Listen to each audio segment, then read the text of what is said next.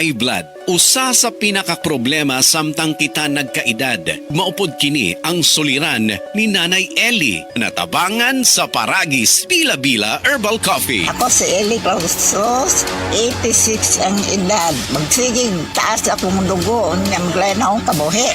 Gaingnan ko sa akong umagad nga, probahe daw ang bila-bila kape, kay basig maulian ka.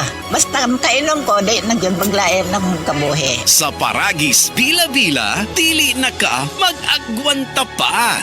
Bagong Joy, bagong butilya, Joy Swak to Pack 45! Bagong Joy, bagong butilya, Joy Swak to Pack 45!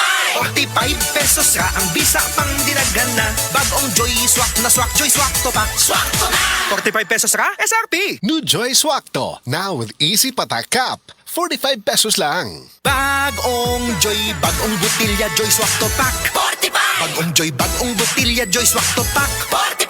45 pesos ra ang bisa pang dinagana. Bagong Joy Swak na Swak, Joy Swak to Pack. Swak to na! 45 pesos ra, SRP! New Joy Swakto, now with easy patak cap. 45 pesos lang. Breast cancer, ang delikado ug mamatay ni nga sakit nga cancer sa mga babae. Mag-life extension vitamin D3 na mo. Rekomendado sa mga medical doctors. Aprobado sa FDA Philippines o FDA USA. Sukla nato ang breast cancer. Mapalit sa mga butika.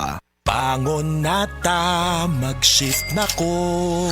Future supervisor ko, Nescafe Classic Stick ang kape na ko. Bisan lisod mahimong cashier, padayon gihapon ko.